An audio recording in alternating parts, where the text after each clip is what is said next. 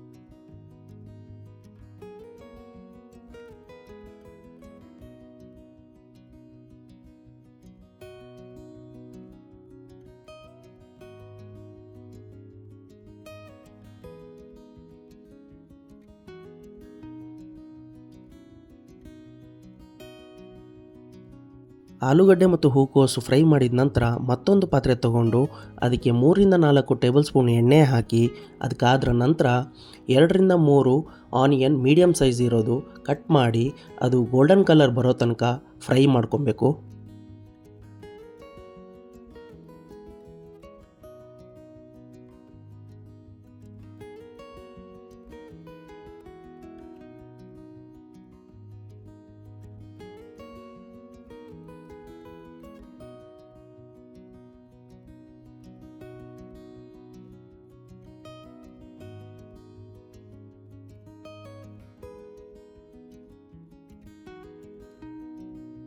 ಈರುಳ್ಳಿ ಫ್ರೈ ಆದ ನಂತರ ಸಣ್ಣದಾಗಿ ಕಟ್ ಮಾಡ್ಕೊಂಡಿರೋ 1 ಟೇಬಲ್ ಸ್ಪೂನ್ ಶುಂಠಿ, 1 ಟೇಬಲ್ ಸ್ಪೂನ್ ಬೆಳ್ಳುಳ್ಳಿ, ಹಾಗೆ 2-3 ಹಸಿಮೆಣಸು ಹಾಕಿ ಚೆನ್ನಾಗಿ ಮಿಕ್ಸ್ ಮಾಡ್ಕೊಬೇಕು.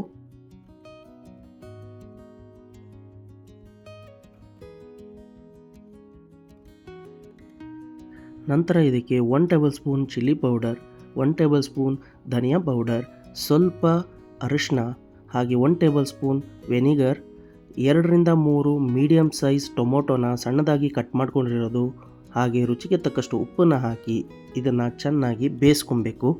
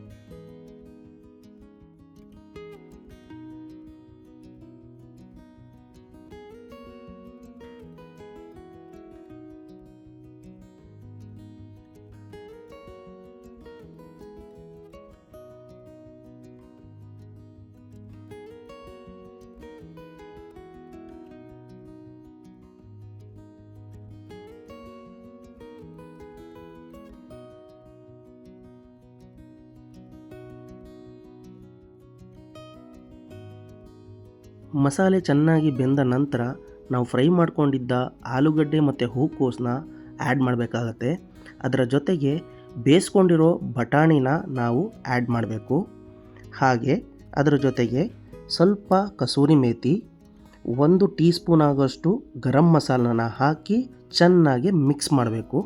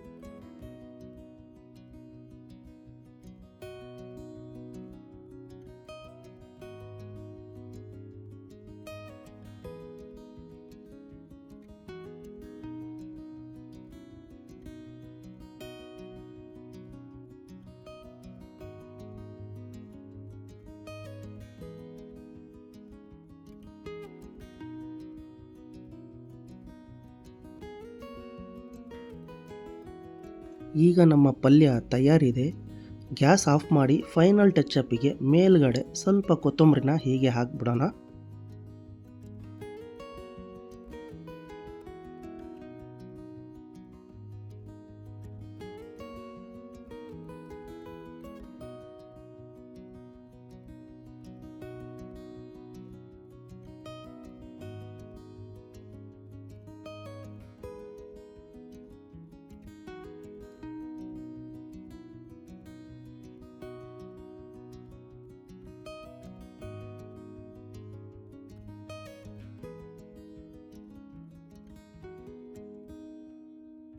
ಸೊ ವೀಕ್ಷಕರೇ, ಇವತ್ತಿನ ನಮ್ಮ ರೆಸಿಪಿ ಆಲೂಗಡ್ಡೆ ಹೂಕೋಸು ಪಲ್ಯ ನಿಮಗೆ ಇಷ್ಟ ಆಗಿದೆ ಅಂದ್ಕೊತೀನಿ. ಇಷ್ಟ ಆಗಿದರೆ ಶೇರ್ ಮಾಡಿ, ಲೈಕ್ ಮಾಡಿ, ಕಾಮೆಂಟ್ ಮಾಡಿ, ಹಾಗೆ ಸಬ್ಸ್ಕ್ರೈಬ್ ಆಗೋದನ್ನು ಮರಿಬೇಡಿ. ಮತ್ತೆ ನಿಮ್ಮ ಭೇಟಿ ಹೊಸ ರೆಸಿಪಿಯೊಂದಿಗೆ, ಹೊಸ ವಿಡಿಯೋದೊಂದಿಗೆ. ಅಲ್ಲಿವರೆಗೂ ನಗ್ತಾ ಇರಿ, ಆರೋಗ್ಯದಿಂದಿರಿ. ನಮಸ್ಕಾರ.